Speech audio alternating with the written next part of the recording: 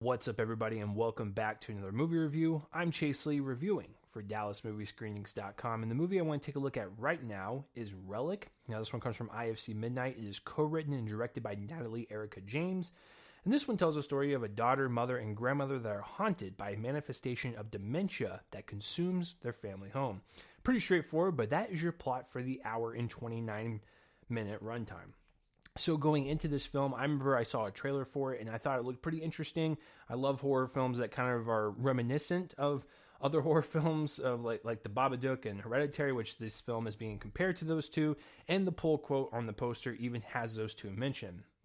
But I like those films because it really kind of puts, human emotion and human issues, stuff that people can go through on a daily basis, and really put it in the forefront, and really kind of pushing grief, tragedy and loss, and just the emotional weight that people have on their shoulders, and the horror elements are in the background. And that's what kind of fuels everything and makes everything even more terrifying. So Relic kind of was reminiscent of Hereditary and Babadook from that standpoint.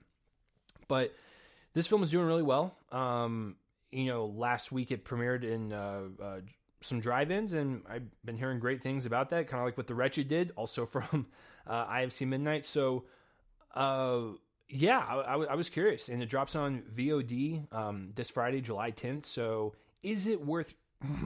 Is it worth your time? That is the question that you're asking me. If you like films like Hereditary and The Babadook, I think you'll actually really enjoy this. It's a slow burn. It really has the emotional bed frame to the story, and it's really more about how these three women are going to either cope with or are about to cope with dementia in their family line. So, if that's something that interests you, give it a shot. If you don't like those films, this probably isn't for you. And then also, if you have someone in your family that has dementia, or someone that has dementia, I can understand if this is a hard watch to watch, and I wouldn't blame you if you didn't really want to tackle that subject. It really is one of those things that is very horrific on people that get it. So I totally get from all standpoints whether you want to watch it or not, but I like those films, and I recommend this one in the highest regard, especially as a horror film fan. So, to kind of go down the list a little bit, because I do think there's an MVP to this entire film, I'm going to start with the performances. I think Emily Mortimer is really great. She's always really great. She's very charming in any role she takes. And then when she does stuff like this, you're just like, okay, yeah, she's a great actress. She always has been. But she's really commanding on screen.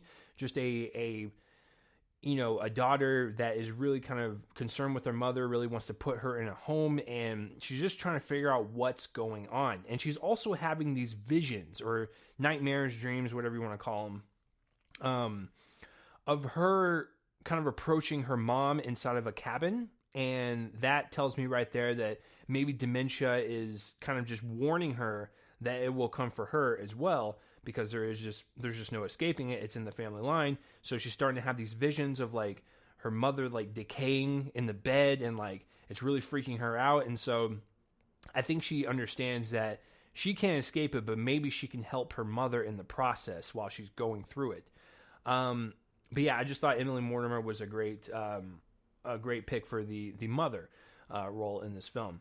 The daughter, Bella Heathcote, she's also really great. She's kind of like the third party witness, where she's just kind of observing everything. Like she knows what dementia is, and like she knows that her grandmother may have it, but like she doesn't understand like the weight of what this disease can have. And so when she gets through the third act of the film, and the house really starts to play with her, she starts to understand that there's no escaping for her too. The walls are closing in, literally and figuratively, and she cannot run away from it. And I think she's growing up in the moment, and like she's growing up super fast, and really kind of understanding that this is something that is in her family line. So she's more of, like I said, like a observer to this entire situation, and kind of like the audience's eyes, but also really kind of coming to fruition towards the end of the film, realizing what is about to come. And of course, the grandmother, Robin Nevin, great stuff. Very early on in the film, we can definitely see that dementia is this entity that haunts her and is always just lurking around the corner. It's like this shadowy figure. We never see its face, but she's always paranoid that it's around the corner. It's always coming after her. There's sometimes where she can shake it and it doesn't affect her. And then there's sometimes where it latches onto her and really kind of makes her feel like a prison inside of her own home and inside of her own brain. And so she does a really great job just conveying that kind of fear and that terror in her eyes. And then when it possesses her, she's like full on, forgetting sometimes their names, forgetting where she's at, really kind of just being confused about what's going on. And it's just really causing her to lash out. And so that's really hard to do, especially when you're being chased by an invisible thing in the film. You really have to sell that in your facial expressions, your body movements, just everything. I thought Robin Nevin did a great job with that. Second thing I really want to point out about this film was the set design, the art direction, the production design, this house, the cabin that they shot at. It's just all of it was so eerie and disturbing, and it really kind of reminded you of your grandmother's house or your grandfather's house. And the fact that they use a lot of it to have the walls kind of decay and turn black or, kind of move in on certain people, really kind of feel closed in, feel claustrophobic, but also a relic of the time, if you will, given the fact that the grandmother was born in a different generation. She's got different tastes. So it has like that kind of, grandmotherly feel, but it's also terrifying because it's kind of just breaking down in front of them. And it's just, it's like I said, it's a really great kind of haunted house movie. And I think the production design really reflects that. So it's a haunted house movie for sure in terms of the entertainment level. But what I really like about it, and my last point in this review, is Natalie Erica James. I think she's the MVP of this entire film. So yes, it does play out like a haunted house film, so that is very entertaining in that regard. A lot of creepy imagery, a lot of great cinematography to really provide this disturbing, hair-raising atmosphere that's really well handled. But like I said, the MVP is the director and co-writer, because she provides like this emotional front to it that's really powerful, especially when you get to the third act and it's really kind of stuff is getting real, and some of the last shots of the film are really just striking, and they really leave an impression on you, and really kind of get what she's trying to tell us, which is dementia is a thing that we can fight. It's a thing that we can try to comfort ones that have it in our lives, but in reality, it's hard to get rid of, and it will come for you, and it's just something that you have to brace for.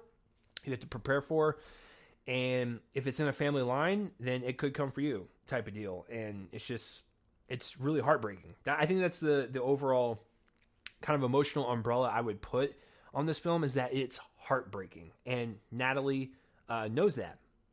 The one thing I appreciate about her, she doesn't take dementia and like makes it into a horror film. It's just entertaining and fun, and it's just something that could be made fun of. No, she handles it with grace, and it's the type of thing that you need to handle with balance and respect, because dementia is a real thing that affects a lot of people. It kills a lot of people, and you need to approach that in that way.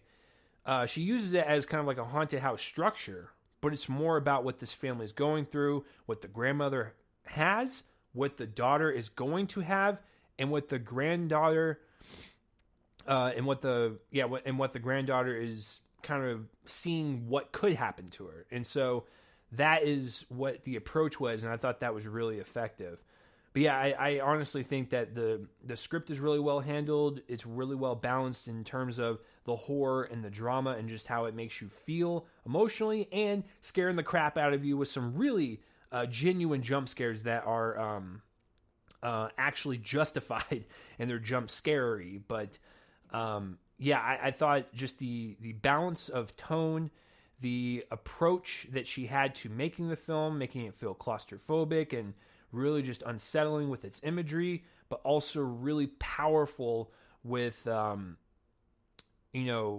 just how it's there, how it's not going to go away, and how you can try your best, but in the end, all you can do is just be there for your loved ones and hope that you can comfort them while they have it, even though it's a horrific thing that people go through. Yeah, there's really nothing more I can say about it in a positive light. It's really just one of those films that the more I think about it, the more it leaves an impression on me, and the more I kind of love it. So, director Natalie Erica James, listen, I don't know if you're watching this review. I doubt it.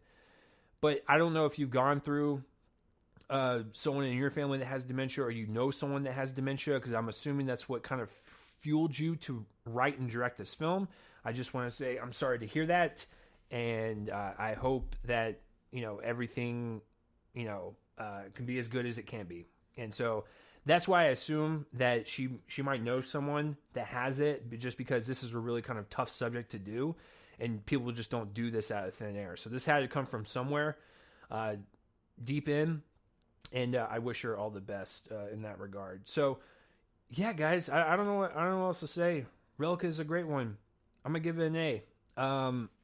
Like I said, if you like films like Hereditary and The Babadook that really kind of put the emotional stuff that people can go through in the forefront, treat it more as like a drama, and the horror stuff is like kind of in the background, but kind of props it up and makes it more terrifying with the emotional stuff, then this movie's for you. If you don't like those films, probably stay away from this one. So yeah, I'm gonna give Relic an A. Let me know down below what you thought of this film, whether you loved it, you hated it, and who knows, maybe I'm just overblowing it, and maybe people watching like, this wasn't an A. Dude, calm down, and you do your comments down below. I'm totally open to that. Even though I don't respond to everything, I read them all. So let me know down below what you thought of Relic. So that will do it for this review, guys. I'm Chase Lee. Please subscribe to my YouTube channel, and you get up-to-dates on whenever I review anything. But if you don't like my ugly mug, then you can get this in podcast form. I do record these in audio form as well. And it's the Reel Me In: The Movie podcast feed. You can subscribe to that on Anchor or Spotify. I think it's on Apple, Castbox. It's on a bunch of different places. But if you're more of a podcast person, please subscribe to that feed. But yeah, let me know down below what you thought of Relic. But that will do it for this review, guys. For DallasMovieScreenings.com, I am Chase. And tune in next time for whatever I review next. I will see you guys later.